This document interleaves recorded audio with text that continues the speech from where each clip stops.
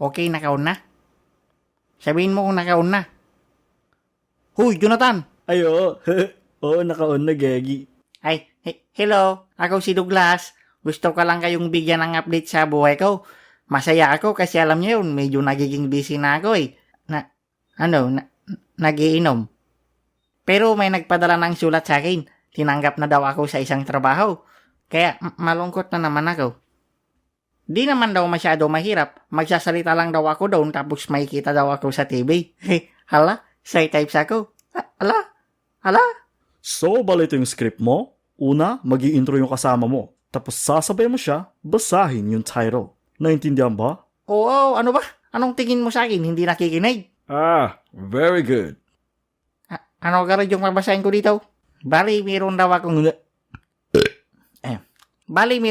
mga kasama sa trabaho ko. Sabi nila, mabait naman daw. Tapos makakasundo ko talaga. Feeling ko magiging best friend ko siya eh. Okay, ayos ba? Komportable ba?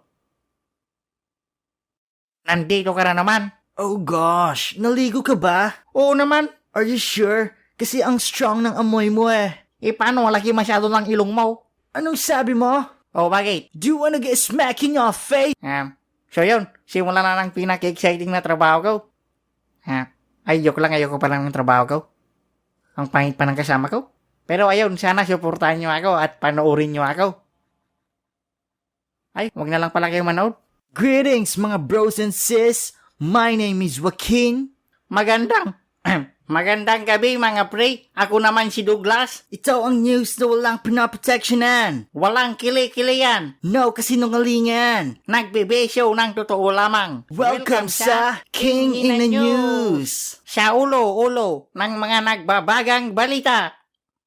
What do you mean ulo-ulo? Excuse me Pango, nagsasalita pa ako. You said ulo-ulo. Huwag ka dapat magsabi ng ganon. Anong gusto mo sabihin ko? Sa papa? Nasa TV tayo bro. Dapat sinusundan mo yung script. Hala, nasa TV ako? Yeah. Hi. Hala, cameraman, huwag mo itutok sa akin, nahiya ako. Hala. Anyways, bad news mga bro. Presyo ng mga bilihin patuloy na tumataas. Anong bad news? Bad news kasi nagmamahal yung mga bilihin eh. Nagmamahal pala eh, di good news yun. Bunak ka talaga. Oh my gosh, bakit siya pa kasi pinili yung kasama ko here? Balitang, excuse me po. Balita. May nanakawan. Sino na nakawan? Ewan, basta may nanakawan.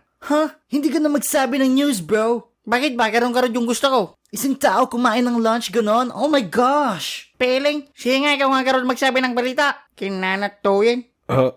Please? Wala sana magsasabi na masasama. Kinana, o nga pala. Sorry.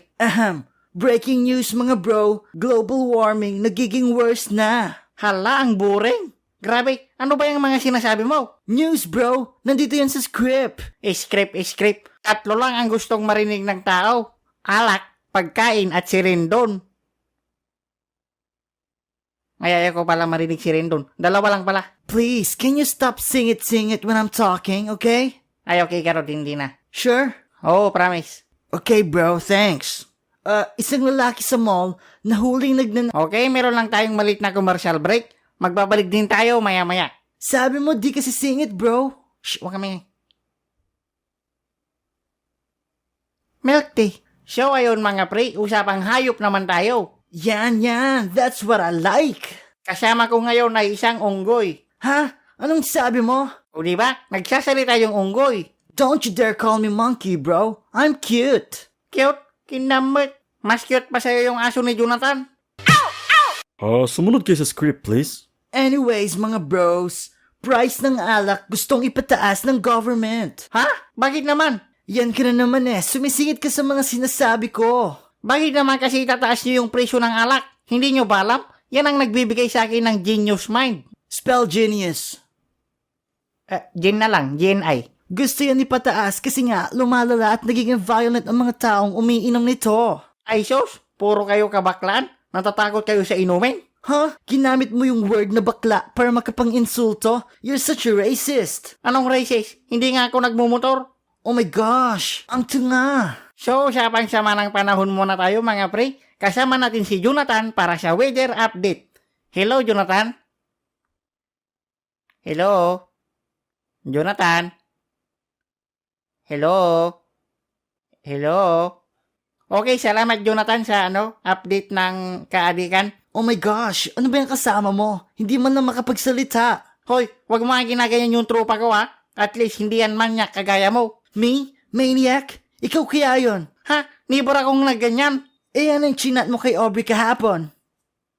So, meron lang tayong commercial break saglit. Oh wala, bakit mo change yung usapan? Ang susunod na programa ay hatid ni Tony Flowers. Lemon. Ano na Douglas? Kala mo makakatakas ka? Ba't ka nag-chat ng ganon? Ano ba? Douglas ka ng Douglas. Ang pangalan ko, Douglas. Douglas. Merong D, merong L, merong S, merong U, tsaka A. You mean D-U-G-L-A-S? Oh, bakit mo iniba yung pangalan ko? Oh my gosh, pati na mo nahirapan ka. Baha dito pre. Gegi.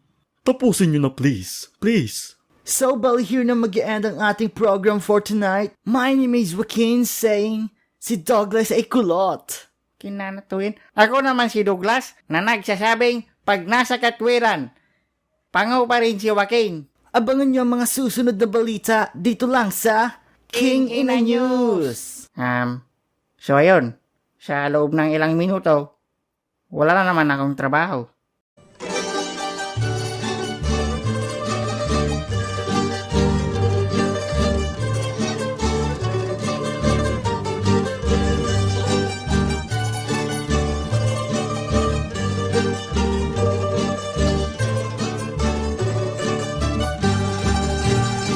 Oh my gosh, bakit siya pa kasi pinili yung kasama ko here? Okay na nakidi.